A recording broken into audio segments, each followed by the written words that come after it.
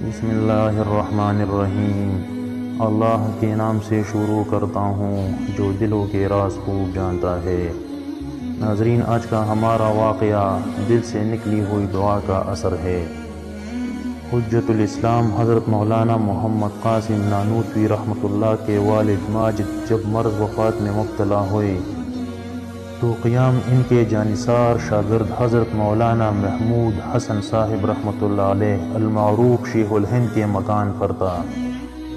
اسی دوران جب کہ دستوں کا مرض تھا، ایک دفعہ دست چارپائی پر خطا ہو گیا۔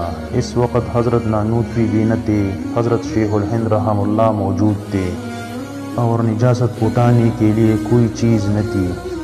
اسی لمحے حضرت شیخ الہند رحمۃ اللہ علیہ نے بھی تکلف ساری نجاست اپنے ہاتھوں اور ہتھیلیوں میں لے لی اور سمیٹنے شروع کر دی۔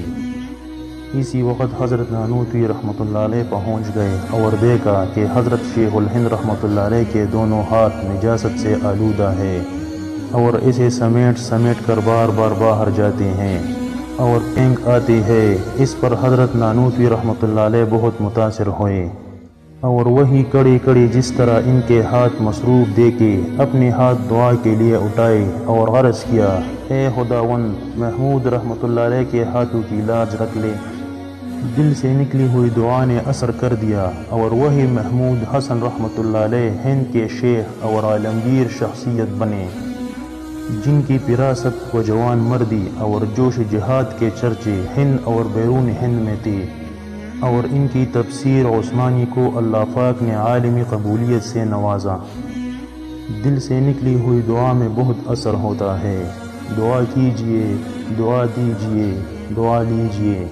میری دل سے دعا ہے کہ اللہ کریم ہم سب کو اپنے نیک کاموں کے لیے قبول فرما لے۔ محترم ناظرین، میں امید کرتا ہوں کہ آپ کو میری یہ ویڈیو پسند آئی ہوگی۔ اپنے پسندیدہ چینل اسلامک انفارمیشن کو ضرور سبسکرائب کریں اور ثواب کی نیت سے آگے شیئر کریں۔ اللہ ہم سب کا حامی اور ناصر ہو، آمین۔